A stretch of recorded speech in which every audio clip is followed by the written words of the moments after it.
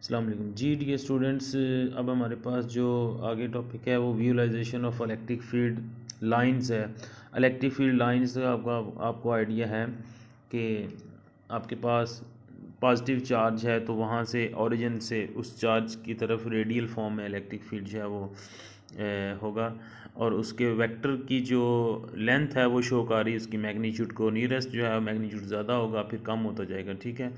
उसका इस तरह से प्लॉट भी देखा जा सकता है, ठीक है, जिसमें एक पीक के ऊपर नॉर्मलाइज्ड फॉर्म में मैक्सिमम इधर उसका जो है वो प्रेशर है इलेक्ट्रिक फील्ड का, ठीक है।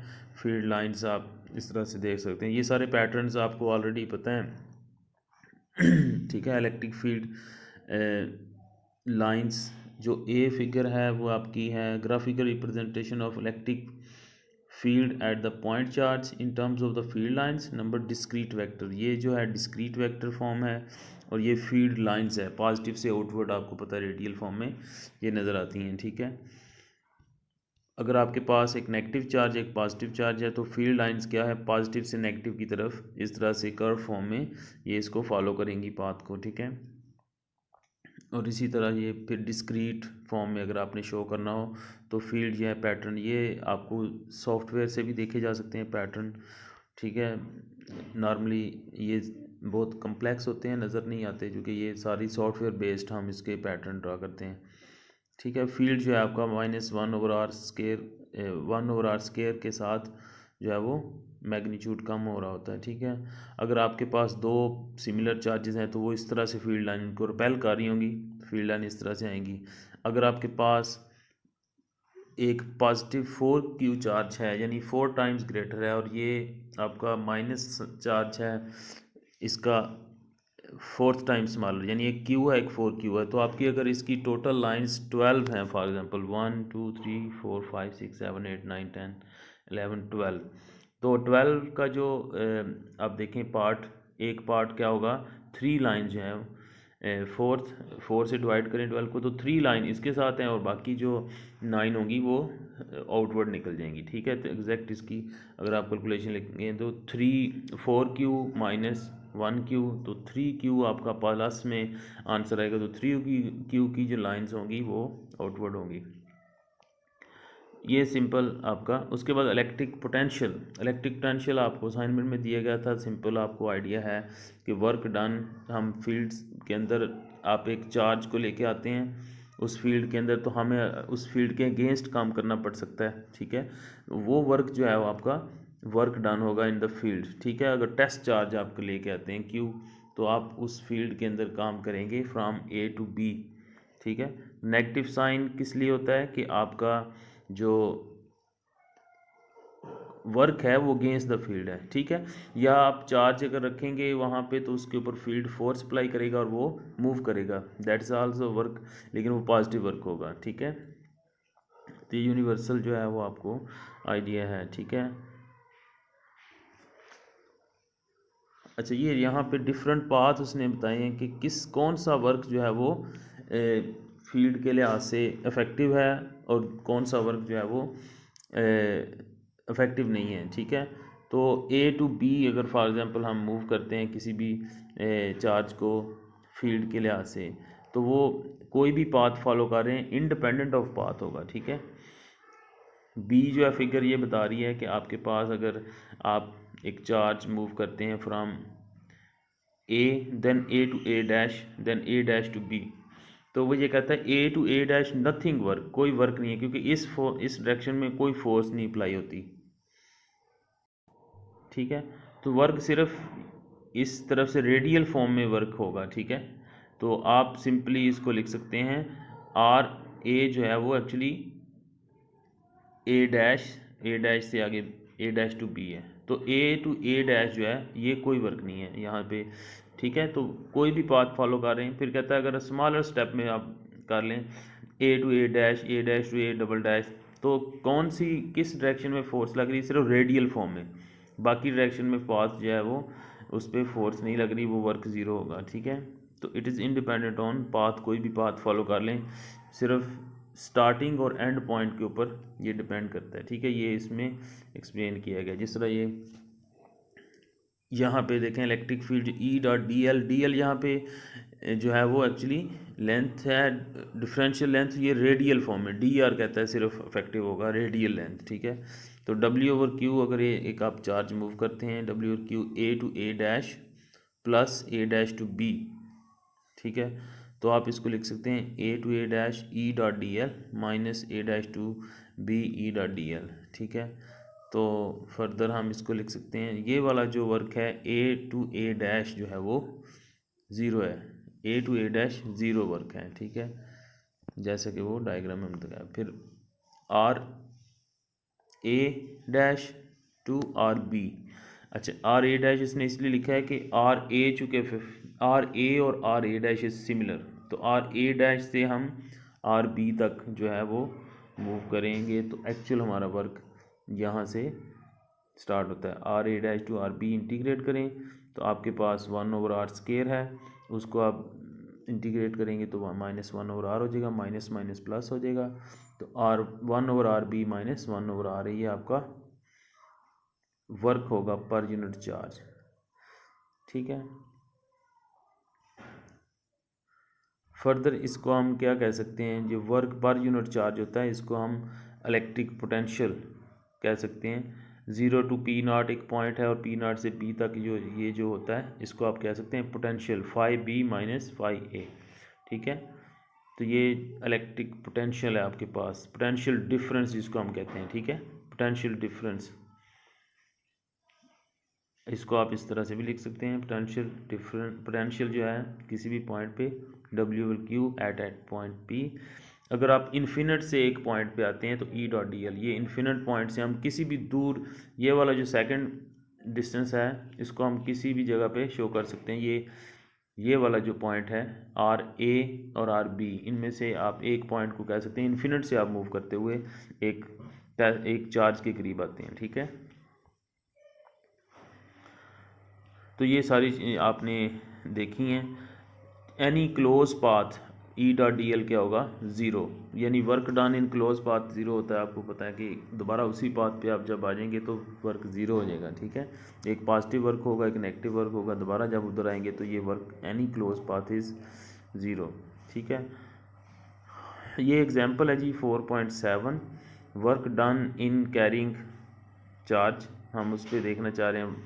Determine the work done in carrying a Q charge plus 2 micro coulomb, point charge from A 0 -3 0 एक ए पॉइंट से टू बी पॉइंट है 1 0 0 in the non uniform electric field. Electric field non uniform है जिसका function दिया हुआ है। Electric field इस तरह से है 3x + y x unit vector and x y unit vector -3z unit vector, ये इसका फंक्शन है, एक पैटर्न है कि किस तरह से इलेक्ट्रिक फील्ड इफेक्ट कर रहा है। A part the shortest path straight line, second part B and L shape path via origin and C along the parabolic y is equal to 6x² - 3x - 3, ठीक है। अच्छा, उसने हमें 3 पाथ बताए हैं कि हमने ए टू बी तक जाना है, इसके 3 पाथ हैं। एक तो ये straight line shortest path A to B, ठीक है, ए, और बी पार्ट कहता है इस तरह सॉल्व करें इसको कि ए से ओरिजिन जाएं, ओरिजिन से फिर बी तक जाएं, ये बी पार्ट है, इसको लेंथ से सॉल्व करें। फिर कहता है कि पैराबोलिक पाथ हमने दिया ए टू यहाँ से घूम के सी को फॉलो करते हुए। तो हम क्या सबसे पहले फाइंड करेंगे, ई डॉट डी एल हमें चाहिए। ई हमें गिवन है फंक्शन, डी एल क्या होगा, हमने डी एल चूँकि ये एक्स रेक्टेंगुलर प्लॉट है, इसमें डी एल होगा D X D Y D Z, तीनों डिमेंशन में जो चेंज है हम वो ऑब्ज़र्व करेंगे डिस्टेंस, ठीक है। तो ई जो है हमें गिवन है 3x + y X unit vector plus X Y unit vector -3z, ये गिवन है फंक्शन। फिर हम इसके साथ अप्लाई करते हैं differential, x unit vector d x, Y unit vector d x, z unit vector d z, ठीक है। तो इसको जब मल्टीप्लाई करेंगे हमारे पास आएगा 3x + y dx plus x dy -3dz। Following the usual convention by taking dl to be equal to plus r unit vector so that along the path determined by the limits of the integration, तो integration की limits जो है वो हम x के लिहाज से, Y के लिहाज से और जी के लिहाज से देखेंगे। अच्छा, जी में चूँकि कोई भी इसका पाथ नहीं है, जी डायमेंशन में नहीं है, तो जी हम ज़ीरो कर देंगे। ये 0 to 0 है, ये ख़त्म हो जाएगा फंक्शन। हमारा कंसर्न डी एक्स और डी वाई के लिहाज से इसको इंटीग्रेट करना, ठीक है। तो 3x plus Y D X, इसकी लिमिट क्या होगी जी? x की लिमिट जो है वो 0 to 1 है, और y की लिमिट है -3 to 0, ठीक है। -3 to 0 y की लिमिट है। तो 0 to 1 3x plus Y D X, -3 to 0 x dy, ठीक है। अच्छा, number A part, along the shortest path we have a y is equal to 3x -3 using the equation. अच्छा, ये एक आपने 2 पॉइंट फार्मूला से, सिंपल 2 पॉइंट फार्मूला से इसको कैलकुलेट कर लेना है, ठीक है। ये इक्वेशन जो आप बना सकते हैं a21, ठीक है।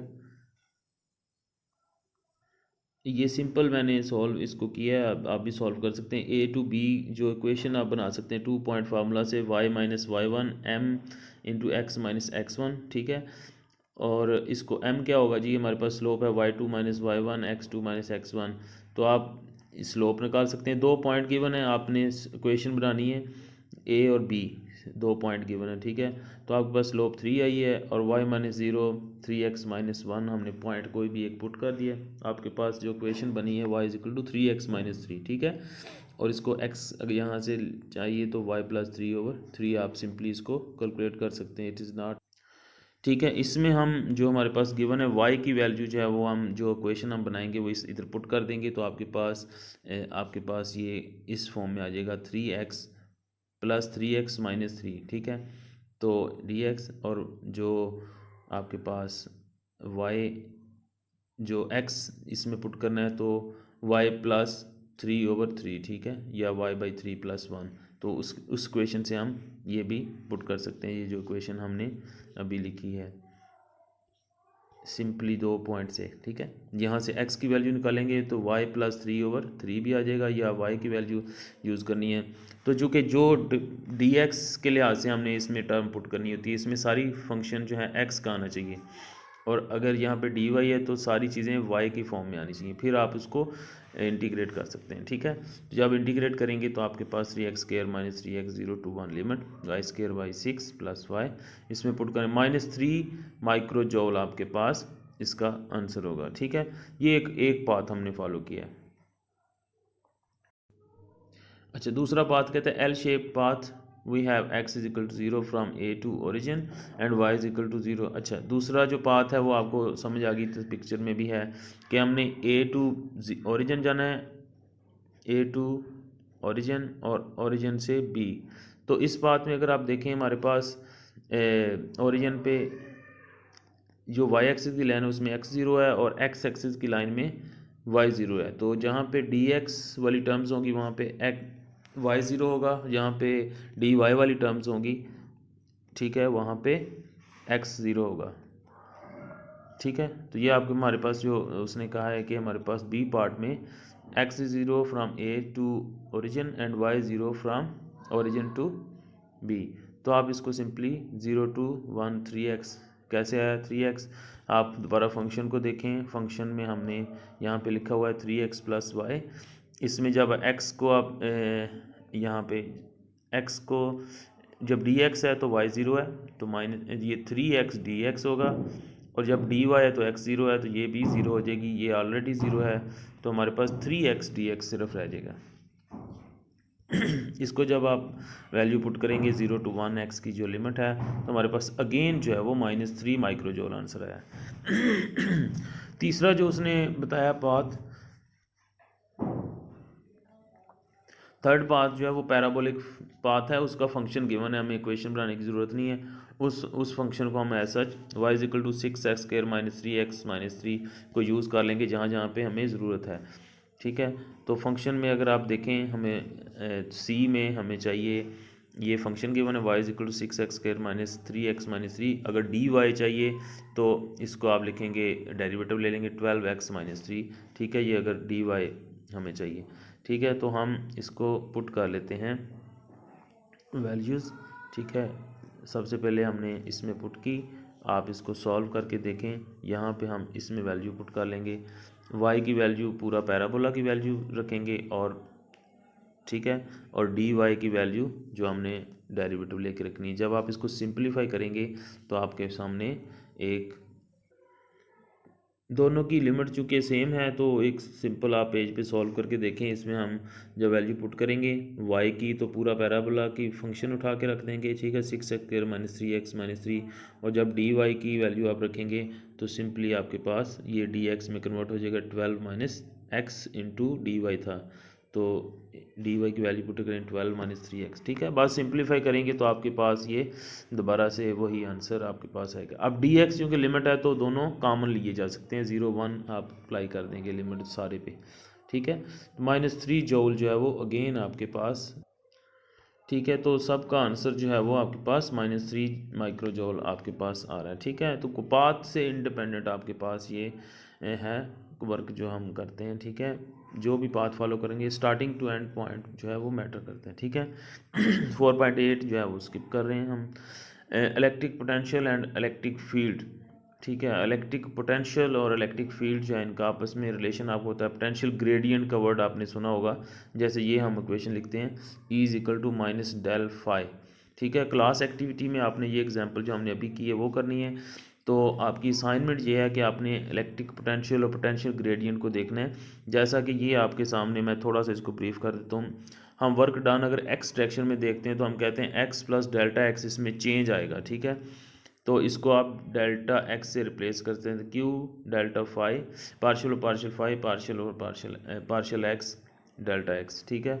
सिमिलरली अगर आप x डायरेक्शन में भी वर्क कर रहे हैं, y में भी, z में भी, तो फिर हम इसको लिख सकते हैं q, ये q e है एक्चुअली, ये क्या है e, ठीक है। w = q e, ये e जो है उसको हम ऐसे लिख रहे हैं, ठीक है। तो ये तीनों डायरेक्शन में x y z जो है उसमें आपका वर्क हो रहा है, ठीक है।